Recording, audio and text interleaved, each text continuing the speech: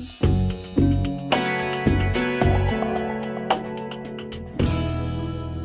got to say, we've been working on this, Clive and Jeff and I have been working on this for a while, and it's just really, it just fills my heart with joy to see you all here, because there's some wonderful people here and representing a whole lot of different interests, and I don't know if we've had a gathering such as this together in one room. Now, I look back in time, and 18 years ago, this is from a whangarei perspective. I realise there's also people here from the far north, from Kaipara and beyond. But 18 years ago, there was a dawn here, when the growers' market started, because of the troubles that growers were having. And I'd like to think that, we haven't advanced a lot to where we need to be. But, maybe if that was the dawn, maybe this is like 6 o'clock. But this is a day we won't look back from, we won't retreat from, because we can generate collective will to make significant change. And that's really, I want to follow up on what Ant's talked about and just build on that. So, I think before we look at what the future might be like, we also have to look at the past a little, and just to get some sort of sense of where we're at. And I believe that we're, it's a bit like the boiling frog.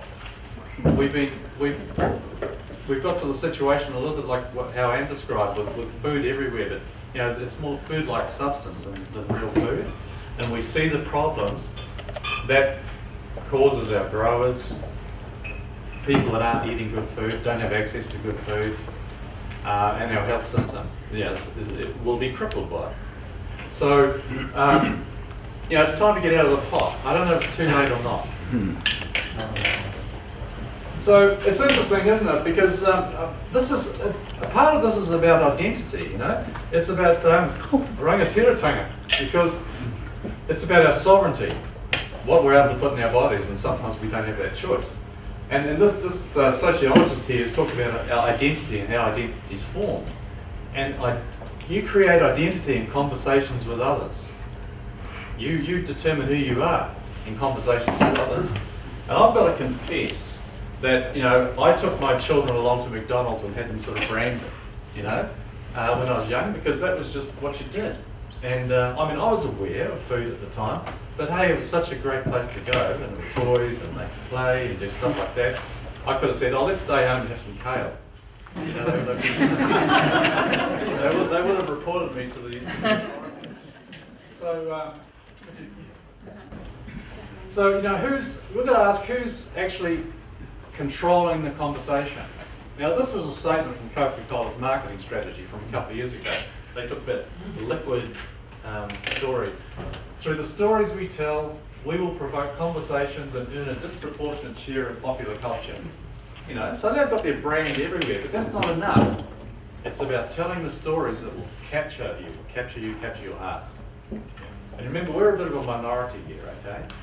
We're not going to make this happen in this region until there's a whole lot of people thinking the same way.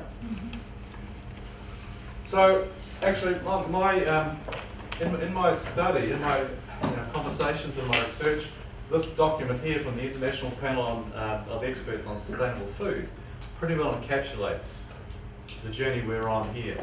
And how I'm thinking about it is it's a move from industrial food systems to sustainable food systems.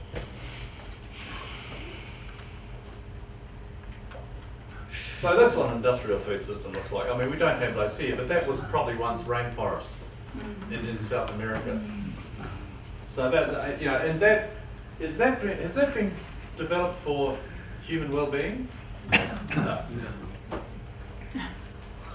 This is from that report. This is the report card on the industrial food system.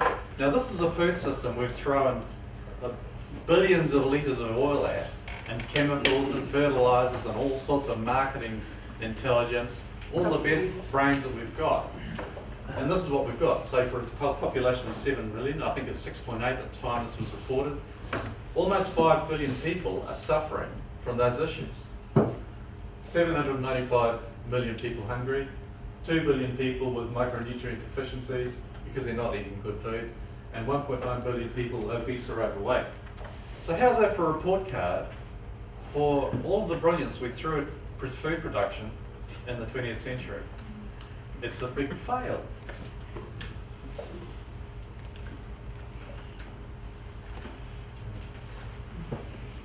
Now, my last report, Local Food Northland NorthTec, looked at this shift to sustainable food systems, and there is good news stories happening out there.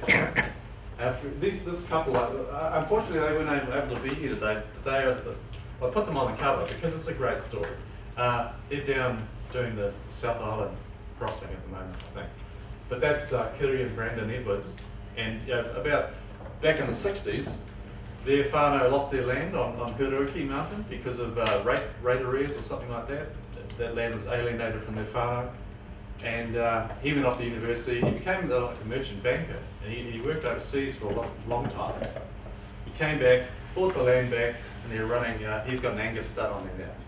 So this is another beginning of the people coming back to the whenua, and this is part of the shift that we want. So a lot of this is about data, but it's also about stories. So I was thinking, when I was putting this presentation together, I was thinking, what we've got to do is get our ducks in a row, And now there's nothing really that clever about this, because I was thinking, how many ducks do we need? And that song came into my head, 6 little ducks that I want. So that's why we got 6.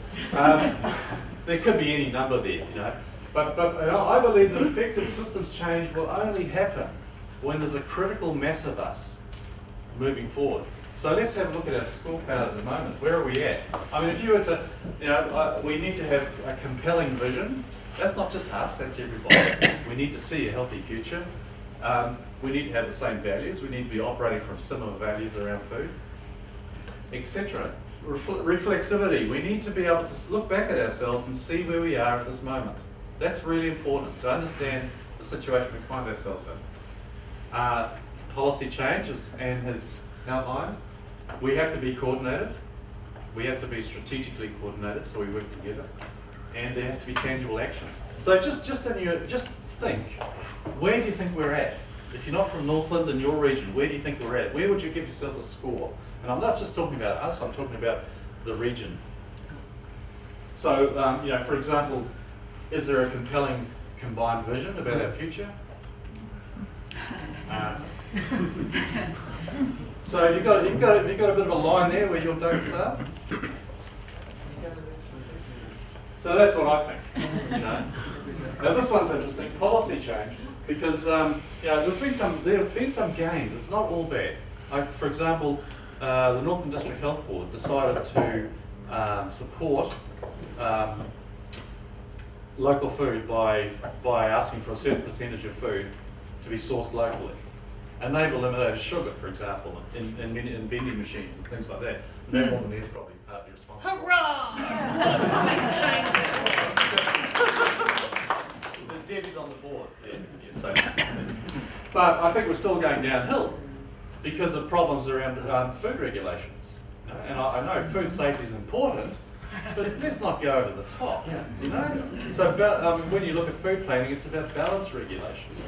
So we've got a long way to go. This is no place for complacency. In the report I've got, I meant to have copies here, but I have got them available, so you can get hold of them later. If we try and assess where we are, like if it's 0 down here, we're disconnected and we're dominated by multinational food chains, is it that bad? Or right up the top, 7, we've got a sustainable food system characterised by healthy people, healthy environment and healthy economy. So where would you put us? Has anyone got a number? 1. There's no zeros here. 3 is collaborative cost. Yeah. Okay, so we're on the track. Yeah. But okay, so let's have a look at some of those ideas. Just reflexivity. When we look back at our planet, when we have photos of the planet for the first time, that changed the way we thought about the planet. Okay. So it meant that for the first time in our history, we were able to see ourselves as having one global home. One of the astronauts called it a fragile oasis. So we've got that awareness should be there now. So that awareness is growing. But if you consider where we are in food systems in Northland, What's our capability of being reflexive and understanding where we are? That's just a key question. Now I've got to say that I really want my heart to be there in the pōwhiri. I think Tomato does a wonderful job, and it is important that we weave these strands together. And like I've gone down this academic journey, but I'm a person of faith, and my faith's important. It's an important part of this, and I think we've got to wind these, whatever contribution you have, bring to the table, alongside each other. So this is how I view reflexivity. This is a quote from my faith. It talks about justice. By its aid thou shalt see with thine own eyes and not through the eyes of others. And shalt know thine own knowledge and not through the knowledge of thy neighbour. So it's eyes wide open. See things for what they are.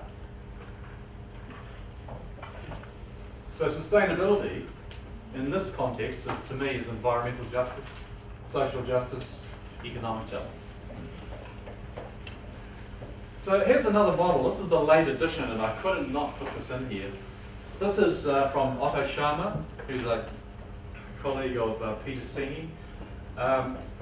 This helps us to understand too, in terms of reflexivity, where we're at, and it also helps us to speak to the values that we have to bring to the table. He describes our society in 4 stages. The first was sort of state-centric, if you like, traditional awareness. And there was a lot of, it was characterised by hierarchy and control. So, that one might be epitomised today by, say, North Korea, how it operates. Then you've got the free market, and that brought in markets and competition, and what Otto Sharma calls ecosystems awareness. So that brought in that dynamic. Next you've got the social market, so you had NGOs coming along and unions and things like that, and you can see that those 3 sectors are all in sort of tension and competition. And if you're a free marketeer, you'll know what we need is more free market. And if you're a bit sort of paranoid, you'll be saying what we need is more state control. And if it's about social market, you'll be saying, what we need is more support for people. And often those things are seen in tension. But actually, what Otto Sharma is saying is where we're going is we need to co-create our future, and we need to operate from a position of ecosystem awareness. Ecosystem awareness. And so that to me gives a framework too. And I'm encouraged that these things are happening. I mean, sometimes we see things slip backwards a little, but I'm encouraged that these things are happening. And that's how we have to operate together. That will be the basis of our success. Now, policy. It's interesting, isn't it? Because if you look at that person on the left there, who is that in your food systems world? Sometimes the big boys just take control, and there's not a lot you can do. I mean, you know what it feels like to be up on the other end of the slide, up on the other end of the slide. And there's a planning process we'll be looking at later. We're talking about balance regulations. So, the question was asked before, what might policy action look like here? Well, perhaps it's like some of those sort of things. We might look at food safety. Now, food safety is great in theory, but sometimes the regulations just get out of control. And they're just built to make sure that something doesn't go wrong in some other part of the world with a big company like Fonterra. But that's not good for small producers.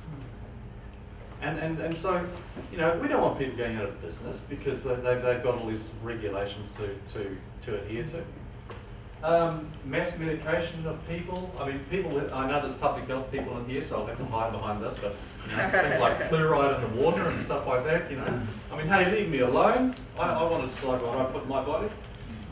Environmental protection. We talked about water quality, energy, children's diet, advertising, I mean, we talked about conversations before. What about children? What are our children seeing on TV? And protecting the commons, for example, our water. Those are some of the things we could be working on, and no doubt you can think of others. But to do that, we don't just need the technical fixes.